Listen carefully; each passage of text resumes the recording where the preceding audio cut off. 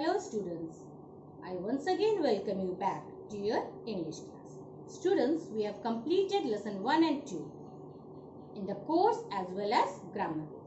So today, before starting a new lesson, let me ask you some questions. How many of you have visited a zoo? Almost all of you. Now what do we see in a zoo? We generally see different kinds of birds and animals. Students, we have learnt about different kinds of birds and animals in our GK class also. Moreover, we have gathered some more information regarding the birds and animals from the TV also. So, just tell me which animal can eat the leaves at the tree top where bears and elephants cannot reach? What is the answer, students? The answer is the giraffe. Now tell me which part of giraffe's body help it to do so? Yes, it is the neck. Now students, have you got an idea what we are going to study today? Yes. Today we will study a poem, and the name of the poem is The Giraffe, written by Oliver Herford.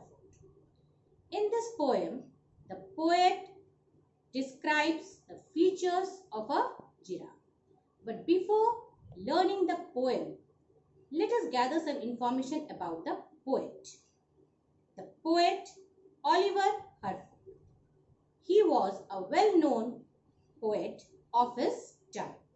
He wrote many books and short poems. Now students, have a look at the board.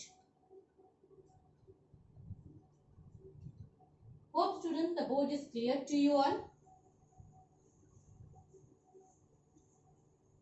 Poem The Giraffe, written by Oliver Herford. Oliver Herford was born in England on December 2, 1860. He was born in England on December 2, 1860. He was a well-known English writer, artist and illustrator. He was also known as the American Oscar Wilde. He wrote many books like The Bashful Earthquake, More Animals, and short poems like The Hen, The Chimpanzee, and The Giraffe, the one which we will study today. He was also known for his artwork. Now, the poem The Giraffe, written by Oliver Herford. He expresses the features of a giraffe here, and particularly which features? The height and the eating habit. According to the poet, the giraffe starts eating the breakfast quite early, as the throat of the giraffe is too long and needs to make room for the lunch. So students, this is the main idea of the poem. Now let us do the summary in detail. Students, let us do the summary of the poem The Giraffe, written by Oliver Herford. I asked you in the beginning some questions like which animal eats leaves from tree tops that bears and elephants can't reach? And the answer was the giraffe. I also asked you which parts of its body help it to reach the treetops, and the answer was the neck. So, here in this poem, we are describing the features of a giraffe. Now, students, observe the picture carefully. Is the picture complete? No, isn't it? So, what is missing in the picture? The head. The head is missing in the picture. Now, there is a question. Why has the poet given the picture in this way? So, again, there is some logic for it. So, the poet has given the picture in this way, that is without a head, because he wants to show that giraffe is a very tall animal and it is very tall and huge.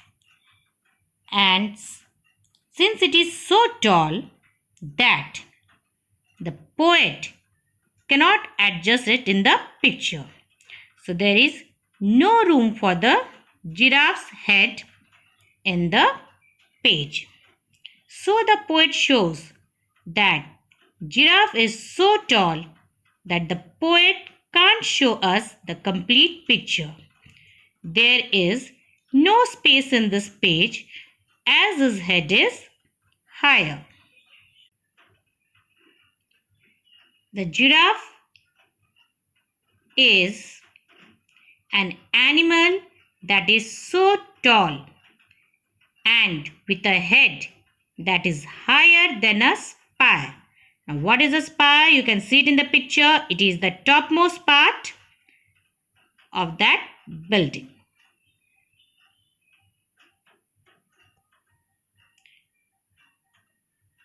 So, next, the poet talks about steeplechase. Now, what is a steeplechase?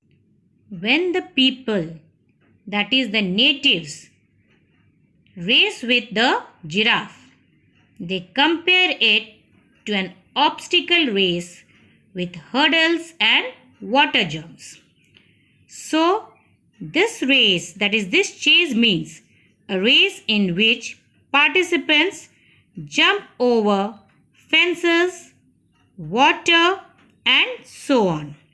So, when the people compete with the giraffe, they have to face lot of hurdles in the race because giraffe is tall enough and the giraffe, it jumps fences, water bodies very easily, which the people cannot do. Now, students, see in the poem, there is a phrase, shine or wet. Now, the phrase shine or wet means that no matter what kind of a day it is, whether it is sunny or rainy, the giraffe would never miss eating the breakfast on time. So now, the third point which we are discussing in this poem is about the eating habit of a giraffe. The giraffe needs to wake up very early at dawn and eat its breakfast right away. I am repeating. The giraffe needs to wake up very early at dawn and eat its breakfast right away. Why? The question comes in our mind. Why? Because it has a long neck and when it eats, the food will travel through his throat and reaches the stomach at lunchtime. So I am repeating it. Because it has a long neck and when it eats, the food will travel through the throat and reaches the stomach at lunchtime. So, by the lunchtime, the giraffe is again ready for the lunch. Now here, the giraffe eating its breakfast on time is an example for us. Now, what type of example, students? It teaches us that we should eat our meal at the proper time, as giraffe eats the meal. So, the giraffe is very particular about eating its breakfast, lunch and dinner at the proper time. This is what we learn in this poem. Children, the central idea of this poem is to show the eating habit of a giraffe. So the central idea of this poem is to tell us the eating habit of a giraffe. And we are also asked to take example from this. And what example we have to take? Like as giraffe eats the food in proper time, that is breakfast early in the morning, and then by the lunch time it is ready to eat the lunch. Similarly, we human beings, we should also eat our breakfast, lunch, dinner at the proper time. Now students, this is the summary of the poem. Now your home assignment is exercise A, that is fill in each blank. Fill in each blank with one word. And